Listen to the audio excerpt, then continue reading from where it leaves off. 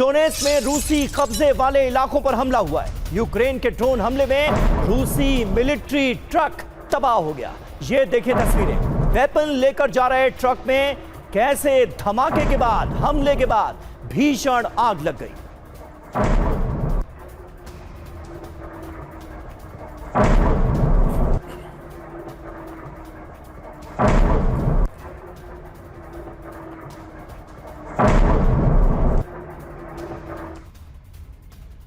और रूसी drone attack का नया वीडियो सामने आया है। निप्रो में रिहायशी इमारत में ड्रोन अटैक, हमले में तबाह होती दिखी इमारत। तो निप्रो में यह हमला किया गया है, रिहायशी इमारत को निशाना बनाया गया। ये देखिए, काफी तेजी के साथ ये ड्रोन आता है और हमला होता है। रूसी ड्रोन हमले का ये वीडियो, उसकी तस्वीरें। निप्रो के एक रिहायशी बिल्डिंग को टारगेट किया गया, हमले में इमारत तबाह होती नजर आ रही है। तो दो तस्वीरें आपके सामने, मिलिट्री ट्रक पर हमला ड्रोन से और फिर रिहायशी इमारत पर यह अटैक।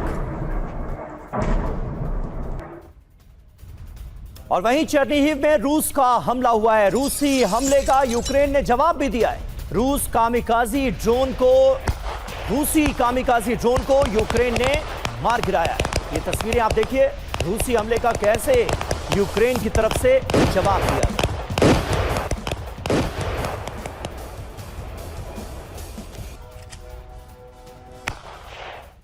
और रूसी हमलों से निप्रो में जबरदस्त तबाही हुई है। मिसाइल हमलों में अब तक 15 लोगों की मौत की खबर है। हमले में कई रिहायशी इमारतें तबाह हो गई। तो लगातार ये हमले चल रहे हैं। देखिए, चेर्निहिव में रूस का ये हमला, दूसरी तरफ निप्रो में अटैक किया गया। रूस की तरफ से रिहायशी इमारतों को निशाना बनाया गया।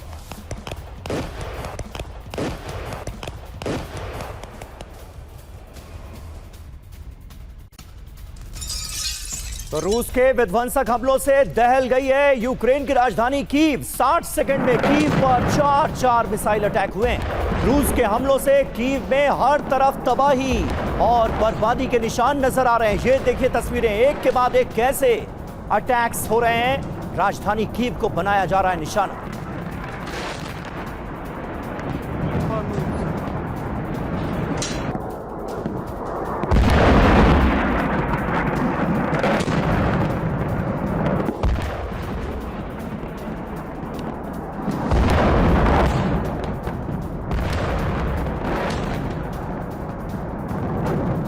तो ये तस्वीरें आपको दिखा रहे हैं, एक के बाद एक लगातार कीव को इसी तरह से दहलाया जा रहा है। 1 2 3 4 5, जहां तक आपकी नजरें जाएंगी तबाही और बर्बादी के निशान आपको देखने को मिलेंगे। अब तक ऐसा लग रहा था कि राजधानी कीव को व्लादिमीर पुतिन ने बख्शा हुआ है, लेकिन अब कीव पर ही सबसे ज्यादा हमले रूस की तरफ से हो रहे हैं।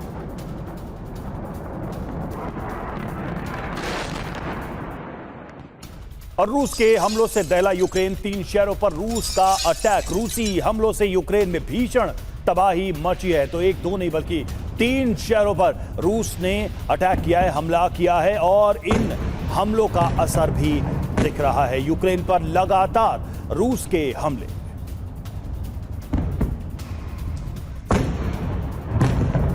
तो तस्वीरें भी हम आपको दिखा रहे हैं। ये देखिए, जो हमले किए गए हैं रूस की तरफ से, खासकर ड्रोन अटैक के जरिए यूक्रेन में जबरदस्त तबाही मचाई है। इस बार रूस ने 3 शहरों को एक के बाद एक टारगेट किया गया।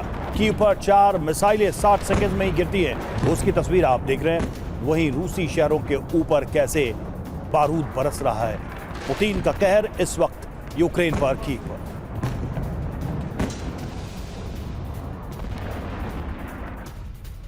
हमारे साथ तमाम खास मेहमान मौजूद हैं। लेफ्टिनेंट जनरल डीपी पांडे हमारे साथ मौजूद हैं। सर, किस तरह से आप देख रहे हैं इन हमलों को, और इन हमलों का रूस की तरफ से जिस तरह से कीव और तमाम शहरों को दहलाया जा रहा है, अब मोटिव क्या नजर आ रहा है, मकसद क्या नजर आ रहा है? बीते कुछ महीनों पहले की अगर हम बात करें तो ऐसा लग रहा था कि युद्ध धीरे धीरे करके शांत होता नजर आ रहा है, लेकिन अब तो जंगी ज्वाला भड़कती ही जा रही है। लोग समझ रहे हैं कि शायद लड़ाई जल्दी खत्म हो जाए या धीरे धीरे खत्म हो जाए जी, मगर जो इसके लड़ाई के पीछे जो पूरा तात्पर्य था वो रशिया को उसकी जगह पे रखना, उसकी जो पावर है उसको कम करना। और ये लड़ाई यूक्रेन की ही लड़ाई नहीं है, वो नेटो की लड़ाई है, जिसके अंदर कई यूरोपियन देश शामिल हैं। इसके अंदर भले ही वो फ्रंट के अंदर अपने सोल्जर्स ना डाल रहे हों, मगर वो अपना इक्विपमेंट, फंडिंग और ब्लैक ऑपरेशंस करके ये पूरी सपोर्ट जो है यूक्रेन को दे रहे हैं। इस विंटर के अंदर, जो अभी बीता गया विंटर है, उसके अंदर ऐसा लगा था कि यूक्रेन शायद ये चीज़ समझ जाएगा कि एक लड़ाई ऐसे स्टेलमेट के ऊपर पहुंच गई है जहां पर लंबा समय चलने पर उनका नुकसान होने की ज़्यादा संभावना है। और रशिया के पास में एक ऐसी स्थिति थी जहां पर उसको जो भी अपनी पॉलिटिकल ऑब्जेक्टिव्स अचीव करने थे वो उसने पा लिया था। मगर ज़ेलेंस्की को शायद अपने सर्वाइवल की ज़रूरत थी और वो ये चाहते थे कि ये लड़ाई कुछ ऐसे मुकाम पे पहुंचे ताकि वो अपनी पब्लिक को और लोगों को दिखा सकें कि वो जीत के कगार में हैं। मगर ये जो समय था पिछले एक आध महीने के अंदर, बहुत बातें ऐसी चल रही थी कि यूक्रेन जीत के कगार पे है और रशिया हारने वाला है। मगर रशिया ने आई थिंक दोबारा से प्रूव कर दिया कि उसके पास जो एक इंडस्ट्रियल कैपेसिटी है अपनी मिसाइल्स को जनरेट करने की और अटैक करने की यूक्रेन को, वो उसके पास है। अब जो स्थिति है वो वापस रशिया के फेवर में नज़र आ रही है, क्योंकि जो वेस्टर्न सिस्टम से एयर डिफेंस के यूक्रेन के पास, वो अभी ख़त्म होते जा रहे हैं। और ज़ेलेंस्की इस बात को बोल रहा है पब्लिकली कि मेरे पास पैसा नहीं है, मेरे पास एयर डिफेंस सिस्टम्स नहीं है और मेरे पास एयरक्राफ्ट्स नहीं है जो जिसके थ्रू मैं रशिया के ऊपर डोमिनेट कर सकूं। और आप चाहते हो कि आपकी लड़ाई मैं लड़ूं तो बिल्कुल सर, और मदद की गुहार भी मिलना, मदद की गुहार वो लगा रहे हैं। बहल सर, मदद आएगी कहां से? कौन सा ऐसा देश होगा जब इस एस्केलेटिंग वॉर सिचुएशन में अपने हाथ जलाने को तैयार होगा? लंबे समय से फ्यूलिंग तो होती रही है, लेकिन अब ऐसा लग रहा है, पुतिन के हमलों को देखकर ऐसा लग रहा है कि इस बार इंटेंसिटी बढ़ने वाली है। इस बार शायद कुछ सोचकर पुतिन हमले कर रहे हैं। बिल्कुल सही कह रहे हैं आप। सबसे पहले यहां ये कहूंगा कि ट्रंप ने एक वार्निंग दी हुई है कि जून तक आपने जो करना कर लो, उसके बाद जून के अंत तक आते आते आपको ये युद्ध खत्म करना पड़ेगा, क्योंकि अभी वो बिजी है मिडिल ईस्ट के अंदर। दूसरी बात बहुत अहम आ जाती है कि ईरान वॉर के बाद जब कमी आनी शुरू हुई ज़ेलेंस्की को वेपन सिस्टम्स की, एमिनेशन की, एयर डिफेंस सिस्टम्स की, तो उसने अपनी ऑपरेशनल स्ट्रेटजी को थोड़ा बदला। पहले उसने शुरू किया अट्रिशन बेस्ड वॉरफेयर, जो कि फ्रंट लाइन ट्रूप्स के ऊपर है, चाहे वो आर्टिलरी गन से है, चाहे वो ड्रोन्स के साथ है।